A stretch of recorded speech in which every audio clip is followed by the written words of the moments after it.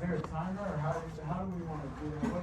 I got 20 minutes, is that what You got however when is this meeting done? This room is done at 2. Okay, So and then y'all got your little network we thing can going on.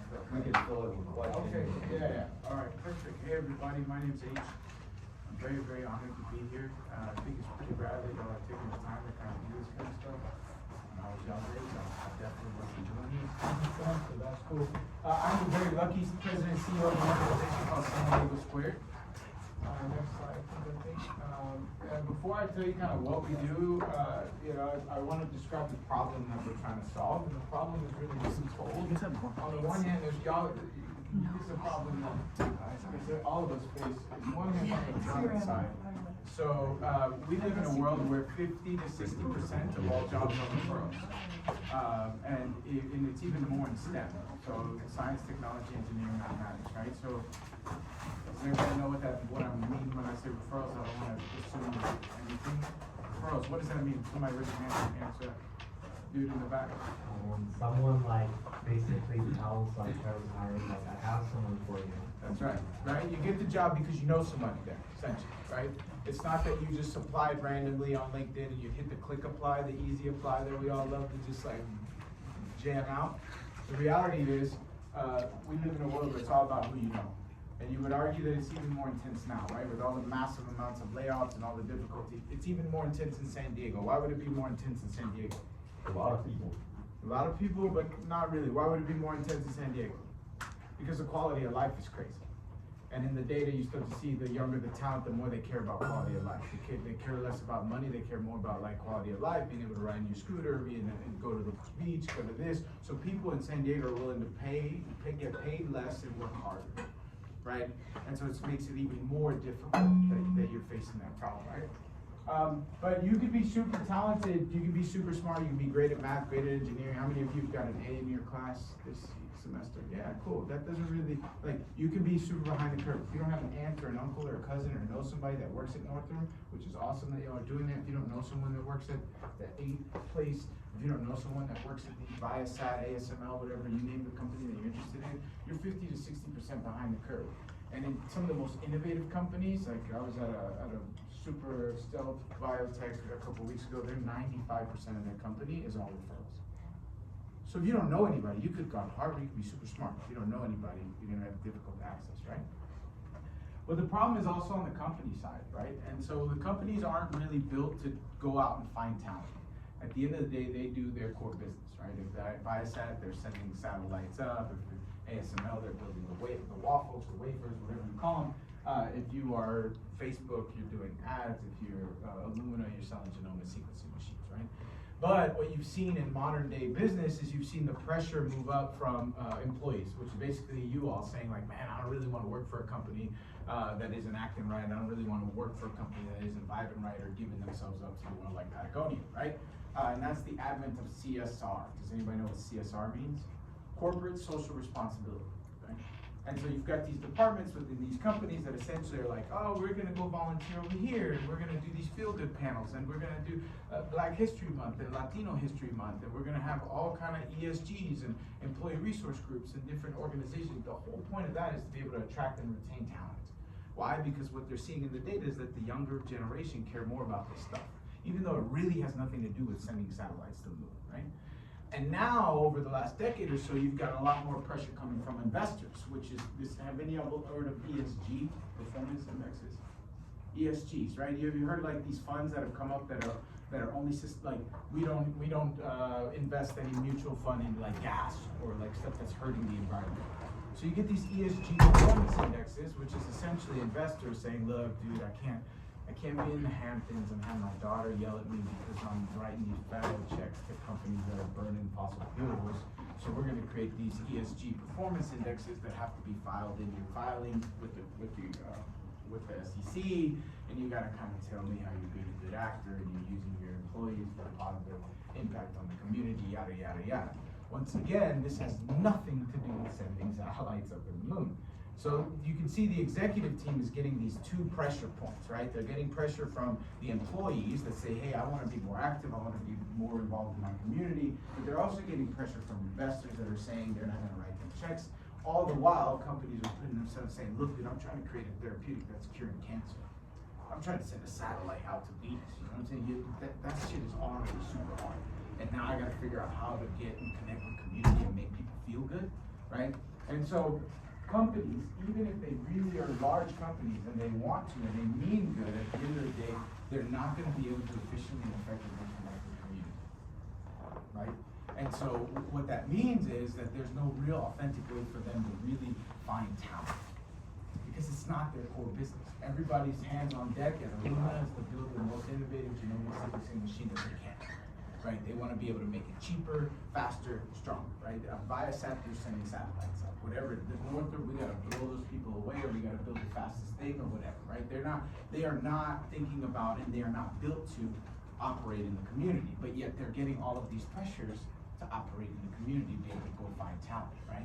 And so what happens is they create all these like departments within their organization that are kind of like not even that strong, and they're not very good at what they do, right? It's a limp handshake at best, because what's the first thing in a down economic round that they're gonna cut out? That stuff, right? So if you look over the last 24 months, the number one C-suite job that's been removed have been chief diversity officers. Why? Because that's not part of the organization, that's not germane to the business. So if I'm a CEO and I gotta choose between these big old community outreach and talent recruiting efforts versus just executing on the business, I'm gonna cut that out. So you can kind of see the problem. Next slide. So at San Diego Squared, we go hyper-local into high school and colleges. We identify underrepresented low-income students that have really shown a passion for STEM, that have shown like they've talent, they've been tweaking, they've been engineering, they've been doing their math, chemistry, whatever. We bring them into our programs, we develop them, we make a big investment in them, and then we connect them to opportunities at STEM-driven companies, right? Because companies they're not built for community, and we live in a world where 60 to 70%, if not 90% of all jobs are referrals, right? But if you grow up the way I did and you don't have an aunt or an uncle or a cousin or a neighbor that can help you, who's opening the door for you? You can be super talented, you can be super smart, but if you don't have access, you aren't able to do that. Next slide. So how do we start? That's your boy, a little chunkier, a little bigger, but that's your boy. And then Bill Rastetter. Have any of y'all heard of Bill Rastetter, my partner in crime and co-founder of my big bro? Has anybody heard of Bill Rastetter? Anybody do a little search on him? No, of course not. He loves it. That's what he wants. Bill Rastetter is an absolute icon. He is the Tom Brady of biotech. He's the Lionel Messi of biotech. Back in the 90s, he co-invented a cancer therapeutic called Rituxan. Anybody heard of Rituxan? Anybody have family that's dealt with cancer, anything like that? Rituxan is the Tylenol of cancer. It's used in over 5 million cancer patients. It's done over 100 billion in sales since he created it. To this day, almost 30 years later, it does $5 or $6 billion a year. Bill Rastetter is the reason why San Diego is the life science center that it is today. Off of that therapeutic, he led the merger between Biogen and IDEC to create the largest biotech in the world at the time, and then he went on to start and sell and start and grow a number of high-profile companies like Receptos. He co-founded Receptos, sold it for $8 billion to Celgene, was a founding board member of Illumina, chairman of the board for over a decade when he was 5 employees. I think Illumina's at like 10 or 11,000 employees now. The dude is an icon. And why that really matters is because there's very few people that have made more millionaires in this town than Bill. And why would that matter in the context of talent? Think about the problem. Referrals. Why would that matter? We'll get there. Bill has about 6 or 7 CEOs that because he hired them as CEOs, they made a few $100 million. And in this industry, in the industries that you're getting into, they're very close-knit, right? So what's your name? Johnny. So Johnny? You said Johnny? I'm CEO of company. Johnny's my CFO. We just sell it for $8 billion. Johnny and I just made $400 million. Now what are we gonna do? We're gonna start a new company. And who am I gonna hire? Right. And then we're gonna bring our same team. Or let's say Johnny's got another idea. Johnny's gonna go start another company, right? Then what's he gonna do? He's gonna hire his people. But if I call Johnny and I say, hey Johnny, what's your name? Hey Johnny, I got this crazy kid, Kyle, at San Diego State. He needs this internship, man. He's really excited about your space. What's Big Johnny gonna do? What's he gonna do? He got to. Doesn't matter if Johnny's drilling out the mouth. Doesn't matter if Johnny even knows how to wipe his own ass.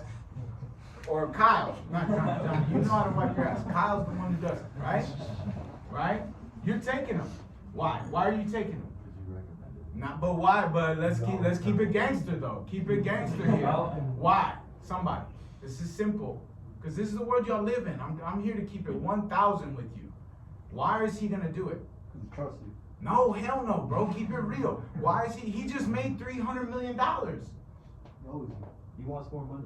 No, he just made that money. Right? So what I'm saying is, if I changed his life, because I hired him as CEO, I met the guy who Bill didn't hire. Dude's like worth like 10 million. He owes you about it? I met of course. I met the guy that he did hire worth 300 million. You know what happens to your life when you worth $300 million? Right? And so if I'm the guy that hired Johnny, and now I tell him, yo, I got this crazy kid Kyle, he's gonna move, and he's gonna move with gusto. Right? If you're Bill Belichick, and the new head coach of the Jaguars used to be your towel boy, and you call him, tell him you got this crazy kid to work on his staff, what's he gonna do? That's the world that we live in, right? So that's why it's important that Bill's my co-founder. My name's H. I was born in New York. I grew up in Texas. I'm the son of immigrants from Cali, Colombia. I grew up in a house of gangsters, narco trafficking, violence, you name it. We had a ton of cash when I was little. Right as I entered junior high, my uncle was murdered, my aunt, my cousin were murdered, my other aunt was shot 8 times, and we lost the connection. All of a sudden, we went into like super financial trouble. I mean, food from churches, public, all this. I showed up to undergrad at George Mason with a can opener and a towel. I didn't have pillows, I didn't have sheets, I didn't have blankets, I didn't have shit. Luckily, my roommate came from a little bit of money and blessed me. Bought me my blankets, bought me my pillows, bought me my sheets. I worked really, really hard. And I got into London School of Economics, and all of a sudden my life changed. All of a sudden I'm catapulted, I'm around people of affluence, I'm around influence, people of money, people of bread. And I realized, like, man, this is how the world works. I graduated from the LSE, I was a management consultant, tech company out of the Bay, and then got super burnt out. I'm really passionate about young men in particular, so I called up my fraternity, I'm a TKE, and I said, hey, can I come work on your national staff? So I worked on the national staff, and I found something that I love so much, nonprofit. Didn't even know you could make a living like that. I ran 70 universities, 44,000 members all across the West Coast. I got this gorgeous, beautiful wife. She's the real boss of the house. She's a PharmD PhD. She speaks like 3 languages. She's bad to the bone. She's social. She makes a lot of work. A lot more money than I do. Now, why is that important? It's important because I'm allowed to keep it real everywhere I go. Who I am in front of you is who I am in front of Bill, is who I am in front of the president of San Diego State when we met her, is who I am in front of everybody. I don't have to change, because worst case scenario for me is your boy cycling to get pretzels in the morning somewhere in Switzerland, right? So, and I take that's a privilege. I didn't come from money, so that's a privilege for me to keep it real, for me to spit the real shit to you, right? So because at the end of the day, you can go tell somebody, or somebody is upset with me, I'm gonna be straight. And I think that too often people stand up here, they get these opportunities to speak to great minds like you, and they don't keep it 1,000. So that's what I do, right? My wife got tired of me traveling. She said, no more. Love is a big deal for me. So then I got a job at Connect. Connect is a real it's probably the oldest startup accelerator in the world. It's here in San Diego. If you don't know it, you should check out their events. They're for high tech and life science companies. Qualcomm went through their accelerator when they were called Linkabit. That's how OG it is, right? I ran external affairs, so my job was to know all the new innovations, all the new companies, to know all the cool entrepreneurs, all the cool innovations happening. While I was there, I started their diversity inclusion initiative. Took it from concept to about $4 million in funding in 2.5 years. Built the region's first diversity-focused startup accelerator in the Southeast, and it's really where I got the experience and the chops and the reputation of taking these innovative ideas around workforce development, talent, entrepreneurship, but actually being able to execute. Because you're gonna find, I'm sure you know this already, but a lot of people, yep. Very few people execute. And in this world, that's all that matters. You gotta deliver. And so you can see the marriage, right? You got somebody who delivers, execute. I got lived experience. I can feel super comfortable in a boardroom talking real money with any CEO, any board member, any board chair, any university, Oxford, Cambridge, San Diego, don't matter to me. I can take it to Adela, we can chop it up, but I feel super comfortable in the community. I'll be in the trap house listening to Lil Baby Gunna, whatever you want, and I'll be chilling. I'm going to church like everyone else. I can eat out the can like anybody else. I can do everything. And that talent is a blessing, right? I struggled a lot with my upbringing, but I really find that now it's a secret weapon. Next slide. We've got a bad to the bone board. No nonprofit our age or our size should ever have. Bill passed the head of HR at Illumina. Alex is the national managing director for all of cyber for Deloitte. We've got Anne is the CEO of CureBound. Pantea is the #2 person hired by Amazon to lead their whole data center for life science companies. She's an MIT super bad to the bone. Mike is a partner for Pillsbury. Carlos is one of the youngest partners, CPA at Cooley Law Firm. Charles MIT is the chief medical officer of Halozyme. Paul Baden is a former light, I always mess this up, light middleweight boxing champion of the world. Julie's head of HR at Neurocrine. Darren's general counsel at Neurocrine, the largest biotech. Chad is one of the top real estate, commercial real estate for life sciences in the world. 2 years ago, he signed the largest lease in history of $1 billion lease and represented both the owner and the company. Crazy block, crazy team. And so next slide, please. And so the best part about San Diego Square, and I'll get into specifics, we don't reinvent the wheel. Right? We do this phenomenally well of finding talent when it comes to sports and entertainment. We do it amazing globally, right? LeBron James on the cover of Sports Illustrated in high school. Michael Jackson, Jackson 5, singing his heart out when he was a little boy. Lionel Messi, a scout from Barcelona, found him at 11 years old playing soccer in Argentina. Ryan Gosling, Britney Spears, Justin Bieber, Selena Gomez, Miley Cyrus, all the people that you love. We do a phenomenal job, AAA baseball, AAU basketball, of identifying young talent, developing that talent, and connecting that talent to opportunities when it comes to sports and entertainment. We take that model, but we do it for underrepresented, low-income students in the STEM careers. Next slide. So how do we do that? Four ways that we operate. Next slide. First is community activation. This is about building a family, right? So this is about, we have dinners, we have networking events. We're also trying to be the thought leaders. So our approach to social capital is so innovative that the White House invited us to come and share our model and what we speak to the White House. Because we're one of the first ones that's just going to hit straight on social capital. Everybody wants to dance around it and be like, have all these students studying and working really hard, but at the end of the day, spend no time getting to know anyone or networking or being connected, and they can't find a job and people want to work. And so we were one of the early companies to be like, yo, it's all about social capital. And a lot of these your low-income students that don't have that, they need to be able to get that social capital. Next slide, please. So we make a big investment about that. The other 3 areas, now we're looking for talent, which is our scouting network, right? So we start with our fellows program. It's a high school program. It's sophomores, juniors, seniors. They apply, and if they get accepted, they go to a rotation-based program where each rotation they visit like a different STEM company. Imagine like a medical residency, but for high school students in STEM. Each time they're visiting a different company, we do a massive deep dive in each company, and then we provide like super support. We spend a ton of money, on average about $5,000 a student, right? So we're spending a lot of money on a lot less students, so they're super talented. So think Navy SEALs, White House Fellows. We're really trying to walk these students through in a very deep way. They get food, transportation is covered fully from, they meeting like front row access to executives, and then they each get paired with a mentor. Right, so they each get connected to a mentor, and our mentors aren't regular. So Ken Song just sold this company about a year ago for $4.4 billion, and then just raised another $300 million for his new company. He's mentoring a high school girl named Shayla. So by the time he was done, she had 2 internships. She's on a full ride at UCSD. She's a made woman, right? Her mom's single mom, working in high school, but she just loves biology, right? She didn't come from that. So all you gotta do is just put people in contact with people of power and watch the shit happen. Next thing. We got our Squared Scholars. This is for students, college students. They apply. We do scholarships. We have 42 scholars. This is an old slide. We're over $2 million mark. We're at 60 scholars now, and we only do 4-year scholarships. So we do $5,000 scholarships or 10,000. So 40 grand or 20 grand. We make big investments. We walk alongside students. Also get transportation covered. They get paired with a mentor. This is Trisha. Trisha's probably one of the most senior, high-ranking CFOs in San Diego. Badass Latina. Next one. And then we've got our interns program, and this is where we pay a really talented student with paid internship opportunities in companies. We've done this is outdated, we've done over 100 and we're close to 10 full-time employees. Go ahead, next slide.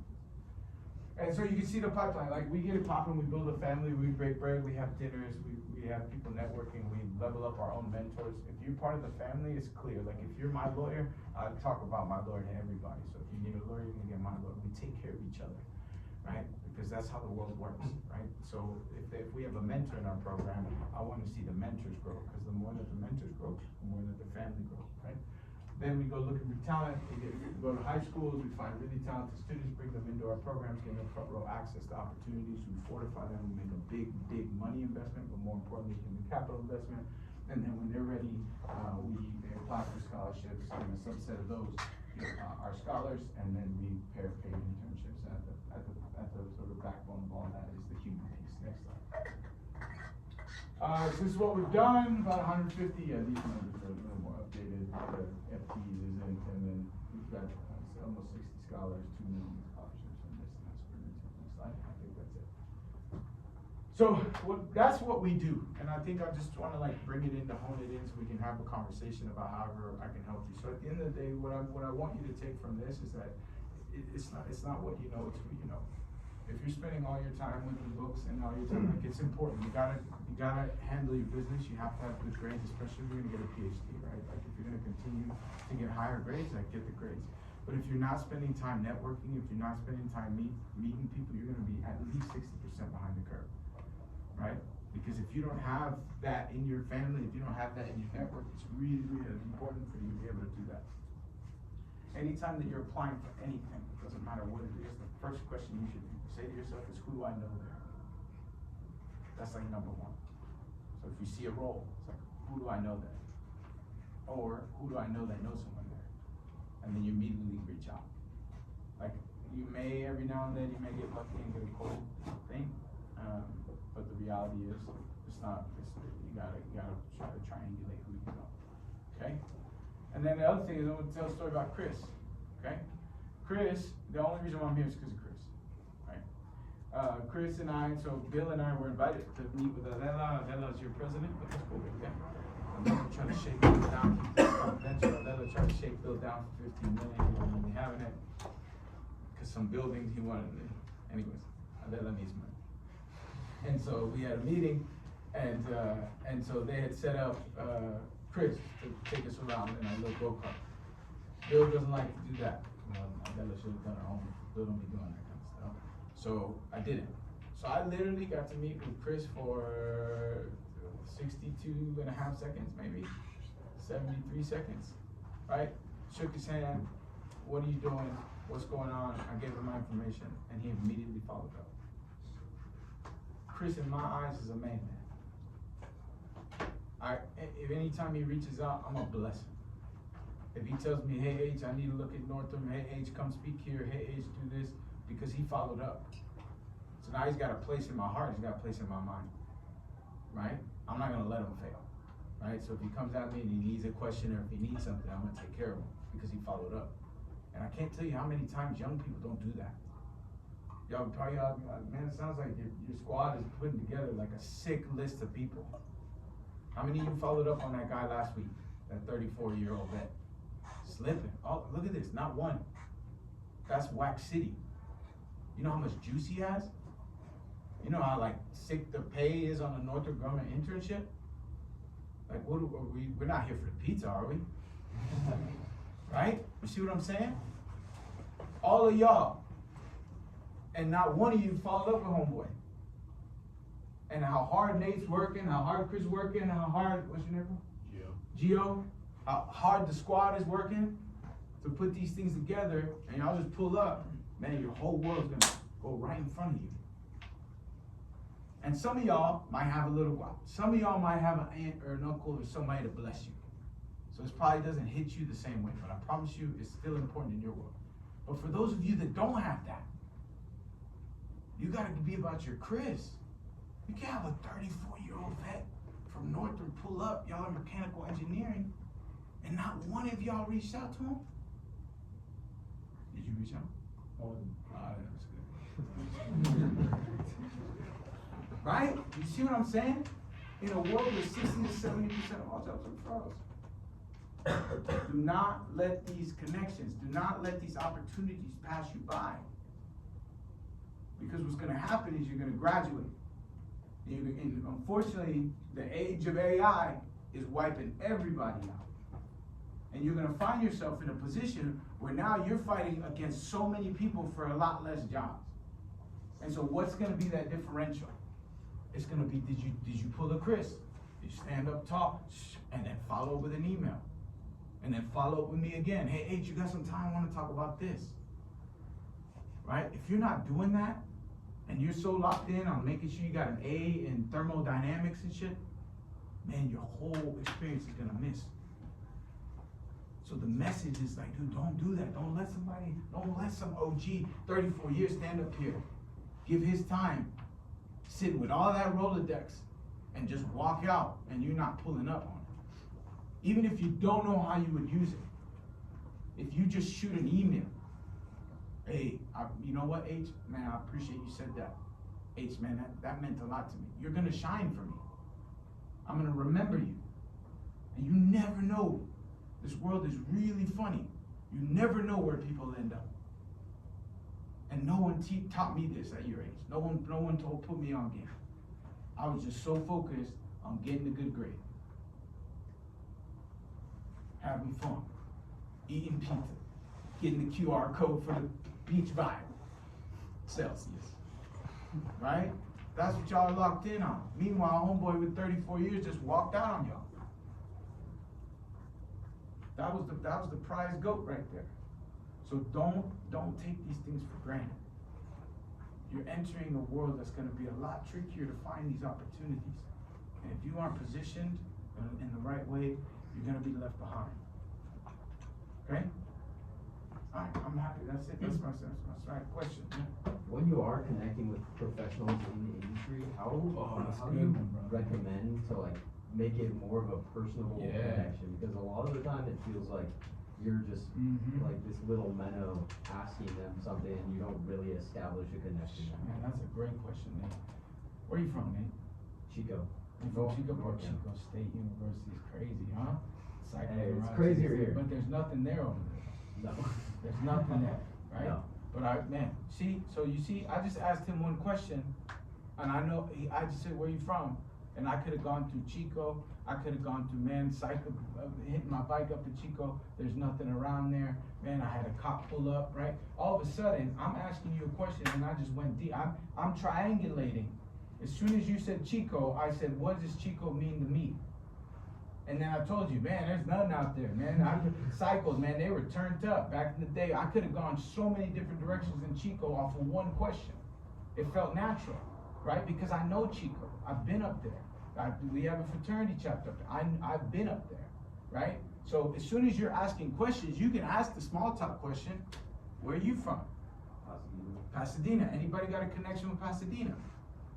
Nobody? Oh, see, what's your connection? Oh, my grandfather lives there. Bam, boom, man, my old man is from there, bro. Da da da da. What part of Pasadena? Oh, da da da da. All that little donut shop. Da da da da da. Now we're already hit something, right? So the trick is not to fake it. The trick is it's all about interest, common interest. So the second I'm connecting with somebody, I'm looking for common interest, instant, right? So I'm finding stuff that lights me up, that also lights Kyle up, right? Because what makes it awkward if, like, let's say, what's your dream job? Let's make an answer up. Working at Android. And see, I don't even know what Android is. I can't even spell Android, right? So if I started to talk, I know what it is, but I'm saying, let's just say, if I started to talk about Android and I don't actually give a shit, I don't actually know what it is, you're gonna realize that, and it's gonna be like I'm forcing it, right? So I move on from that. So I'm confident. You have any siblings? Yeah, one older brother. Man, I got one older brother too, bro. My brothers were so. Are y'all tight? Yeah. Yeah, is he tough? How much older? He's 2 years older. Man, mine's 2 years older too, Really? bro. What was it? See? So I'm already triangulating as I'm talking it, so it's real. Right? I do have an older brother. He is 2 years older than me. We can talk about getting our ass whooped, we can talk about whooping them, we can talk about what we're different, what we're this, what we're that. And mind you, he might be at Andrew and I just might be a student at State that's starting the ASME chapter. And we're talking about our older brothers. Right? Because he's vibing on physical, but if he says, oh man, I hate my older brother, shit, I'm moving. Right? I'm moving to the next one. You see what I'm saying? So what you're looking for is common interests and then go deeper. So when we pair mentors and mentees together, the first thing that we do in our first session is we have them figure out what are things they really love, that they both are really love. So for example, if you love the Lakers and I love the Lakers, then when we meet up in our monthly meetings, we're talking about the Lakers. And you see how Luka lost a lot of weight, dang, well, he's gonna be good, bro. You see how they picked up this, man, they messed up over here, why did they do that, man, what do you think about the bus family, sometimes 10 billion, right? You might be a CEO of a biotech and I might be a student, but we're vibing on the Lakers. But what you're doing and what you see is not happening is that human connection is searing. And it's that human connection that's gonna be what I'm gonna trade off later. But it's gotta be built on authenticity. So you can't like not want the, you can't act like you're trying to get the plug. But by not trying to get the plug, you actually get the plug. Scared money don't get money. That's why rich stay rich. Right? Because if I'm a VC and I see Kyle's desperate, right, for my money, now I'm not gonna use it. How much runway you got? I got 6 months runway, or you ain't gonna get shit. Right?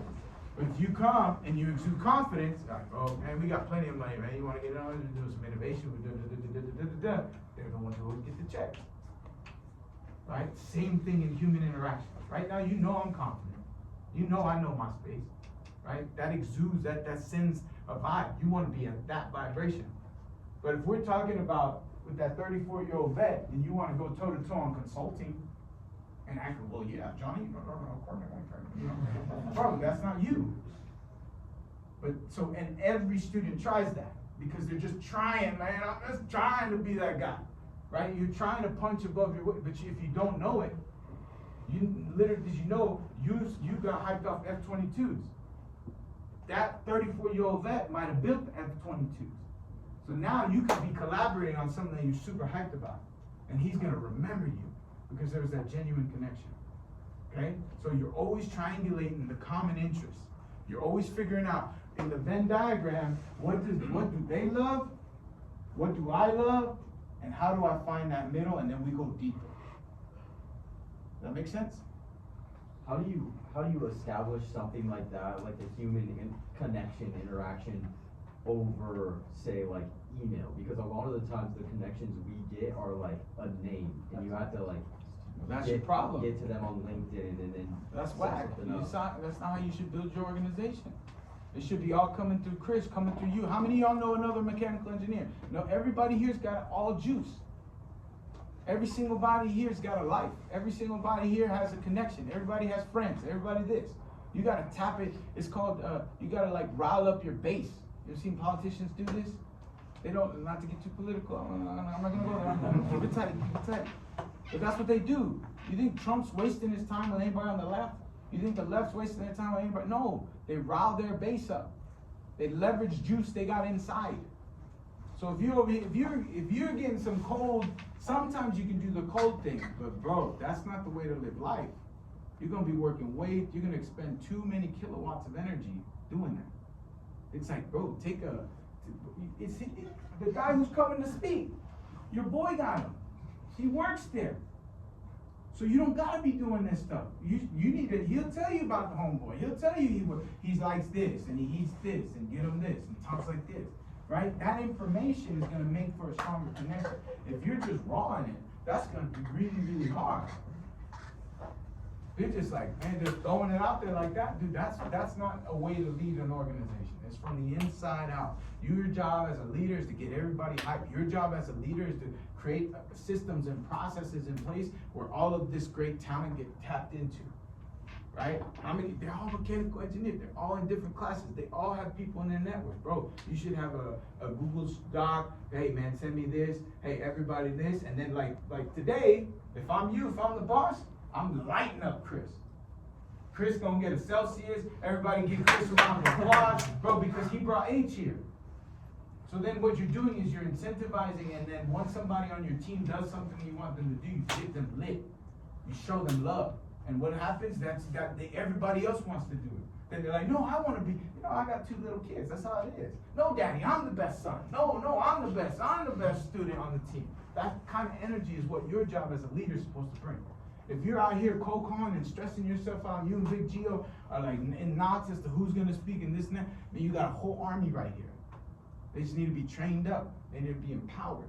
They need to be lit. Who else got a question? Come on, I'm rapid fire.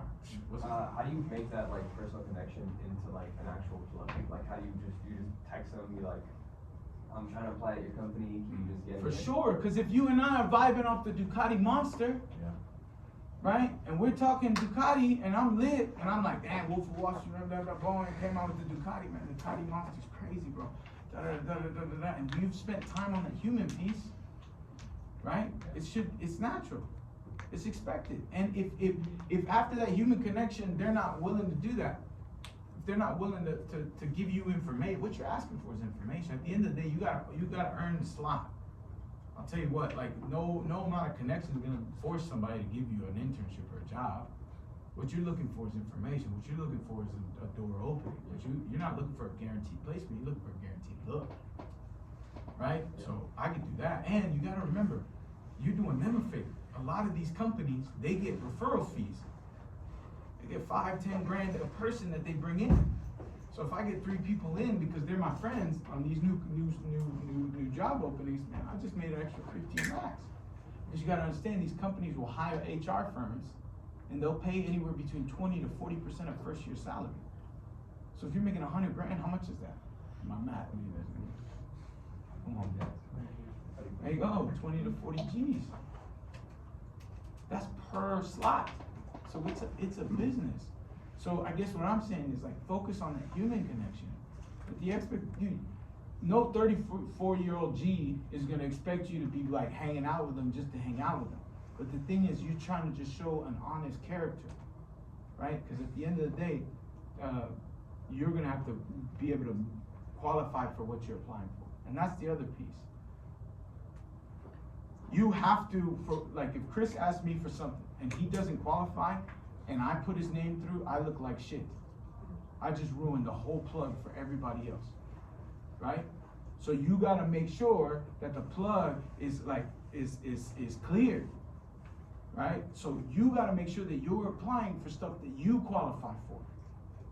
If an internship says, hey, you need 5 years of mechanical engineering experience and you only got 2, don't put homeboy in that position. Because then you're gonna close the plug for everybody else. You're not even gonna get it because you don't even qualify for it, and then he's gonna feel like shit, and maybe he cares when he does it, but then somebody's gonna tell him at some point, this dude is whack. Come on, why are you sending me that? Now he's just undermined his own name, his own reputation, his own integrity, and the whole cycle sucks. Now you can kind of get away with that with something like the internship level and all that sort of shit. But once you get into like real professional and especially highly technical, the way y'all are, either you know it or you don't. And there's nothing worse than if you're an eagle and you gotta soar with a new pigeon. No eagles, I'm telling you this, as an eagle myself, I don't like flying with pigeons. They don't know formations, they don't know how to get down, their speed ain't this, they get distracted, this, that. If you're part of a high performing squad, don't nobody want nobody extra on it like that. The pigeons go. It doesn't matter who brought them in. It's just that once you get to that level, it's at a level that people don't want to be about that life. So I wouldn't worry about too much about the ask. Be like, hey H, I saw this role at ASML. I know you said you had a little contact. Here's my resume, here's the link to the role. What do you think? You think I'll get some information? That's it. I do that constantly. Right? Yeah. How would you recommend going about making that personal connection with like actual engineers? Like, for example, I don't really know anything. So if I wanted to learn. What do you mean you don't know anything? Like, that is true, you're right. Yeah. But let's say professional, like, 40, 50-year-old dudes Yeah. who have been working there for years. How would I make that connection? Would I go to like paneling? Things like So there's a couple ways to do that, right? And this is so one is you're at this club, pay your 25 if you haven't paid. Yeah. Go to events. Not that you have, I don't know. Go to events, right? Go to events, make it happen, right? They're gonna bring people. So homeboy was here last week, you didn't even talk to him. That's a problem. I'm vice president, so. Okay, so then you know the guy. Yeah. So you do know engineers, Mhm. right? So next week there'll be another one. Next week there'll be another. Next week those are all, that's trickle, and you can see that you have zero competition. Cause ain't nobody else hitting these people up. So they're all yours for the taking, right? So that's step one. Obviously you got shift as a VP, that's already a good head start. You're getting involved, you're part of that, great. Events, the air show, the panels, so y'all have panels all the time where they're like bringing in the speaker for this obscure global geospatial thing or something that's in alignment with a lot of engineers or with that. Man, go to those events, speak to them. Academia, you got access to teachers, you can go to those events. The other thing that I think a lot of people don't realize is what I do, and this is like a strategy where, how many of y'all have trouble just networking, period? Like it's just like a little weird, like you feel a little weird, right? Okay. So the beauty is that you live in San Diego, so there's a pretty decent amount of engineers out here. UCSD graduates more engineers than any other university in the country, and I'm sure San Diego State is having this as well. So what that means is, what do you love to do that isn't, like, what's your passion? Do you play football? Do you play chess? What's your favorite thing? Soccer. You play soccer. Lifting. Do you lift? Okay. Do you play soccer on the league? Do you do YOLO or anything like that? Pick up soccer where? ENS. Okay, so you pick up soccer. Where do you go to the FC match? Are you like, so I'm saying like, so what I'm trying to say is, You trying to like get a connection? yeah, so what I'm saying is pursue those things that you're passionate about. Have you ever heard of this concept called an epistemic community?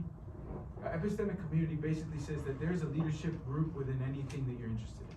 If we look at Pokemon, there's like a group, there's like an association, there's people that run it, there's people who invented it, there's like the YouTube people that are like known to this, right? There's an epistemic community for furniture, and for clothing, for hats, whatever. Like there's a regulatory body for granite, right? There's always a group that's writing academia papers that's at a university or something, right?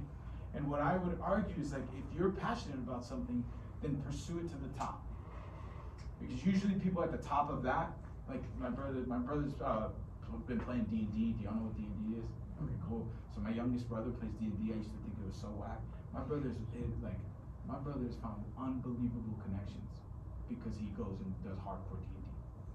And it's like this CEO of this tech company in Austin, and this other guy's a bajillionaire that's hanging out, and like all of a sudden these guys are, y'all know the Kai Cenat, right? I'm sure you know, right?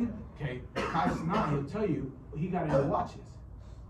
And what happened all of a sudden, he's deep into watches, and now he's met everybody's got a da-da-da-da-da-da-da-da-da. So because you're passionate about soccer, when you go out and you playing soccer, or you go to a pickup game, or you go to this soccer meetup, or you go to something soccer, who's gonna be there? Right, but if you're in San Diego, the likelihood that somebody's gonna be an engineer when you're doing it is there, right? So I play soccer at Liberty Station on Sunday mornings. All of them are doctors, cardiologists, radiologists, ologists, right?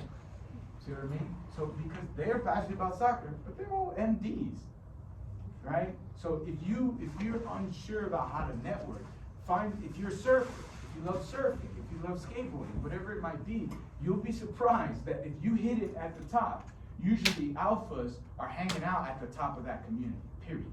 And those are the people you want to go, and it's going to feel super comfortable because you're about that soccer life.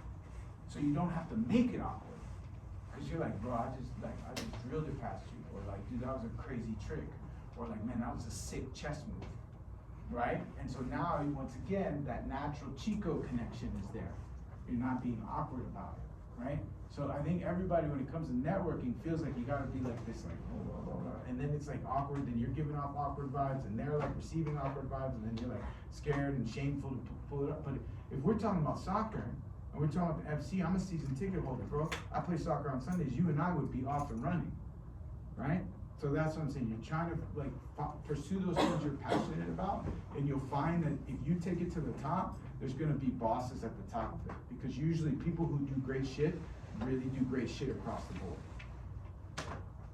Yeah. How do you prepare your ST squared students to interact with people in the way that everyone is talking about? Just like that. So we do role playing like that. Like I'm telling y'all what I tell high school students. The other thing you need to know about is like, Yeah, you just gotta do it more. You know, it's like the Kobe Bryant 10,000 shots. I just do more shots than you, right? So like, I speak way more. That's the only reason why I'm confident to speak. My heart's still racing, I'm still nervous, I'm still scared. But I've just put myself out to speak.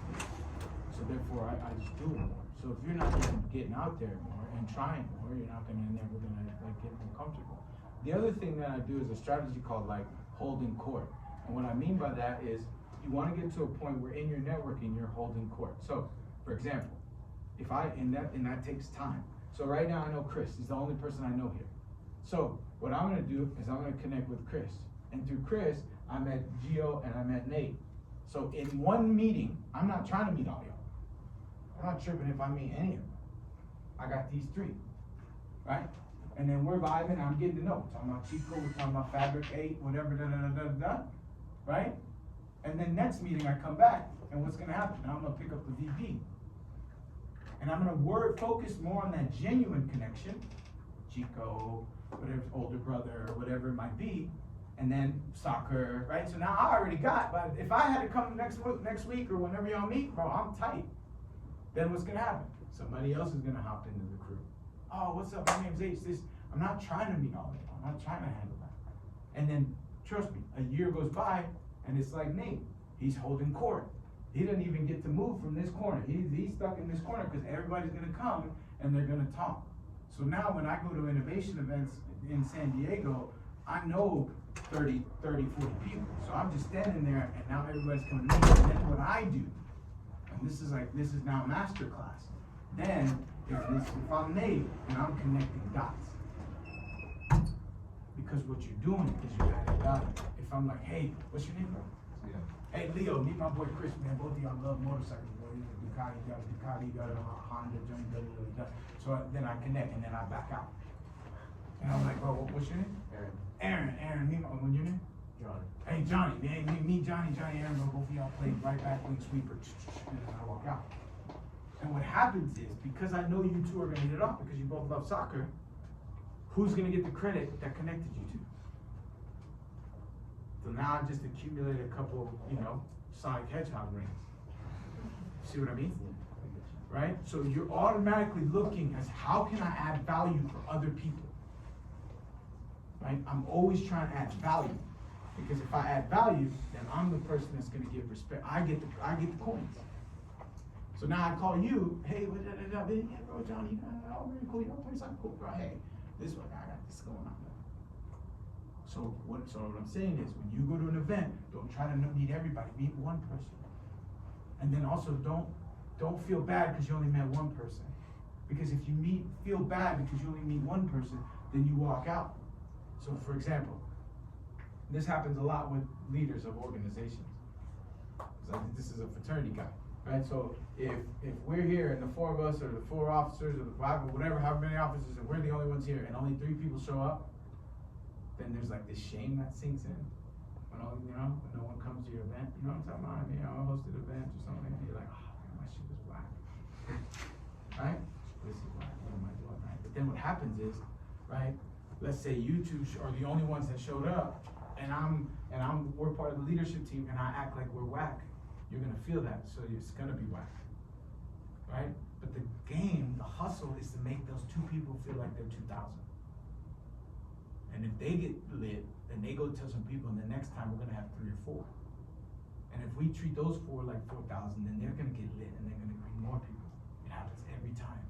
But there's a moment for us that we can't get discouraged, which happens always at your first event. But the problem is if you don't get lit because you met that one person and you feel like, I'm a piece of a terrible networker, I can't even do it, then all of a sudden that spiral goes down.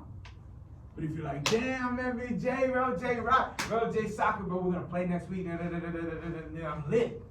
I'm exuding confidence. He's gonna feel confident. Then when we go play soccer, it's gonna be lit. And then he's gonna introduce me to some of his friends. I'm like, hey, bro, you know the Ask Me group now, you're an engineer, then come to this, right? And then I'm gonna feel more confident. So just come in, meet one person, 2 people, and be consistent over time, and you'll find that you'll end up holding court. And make sure that when you do connect dots, you're automatically, how do you add value? How are you tying the family together? Because ultimately now you become the glue.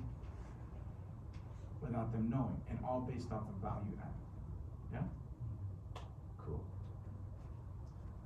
Yeah. Alright, we're wrapping it up now. Let's give a big round of applause.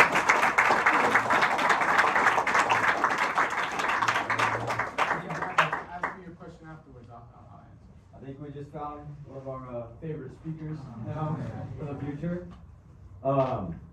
I'm gonna do the spinner now. 2 people get Celsius, and then we'll all come to the front and take a picture with Ace.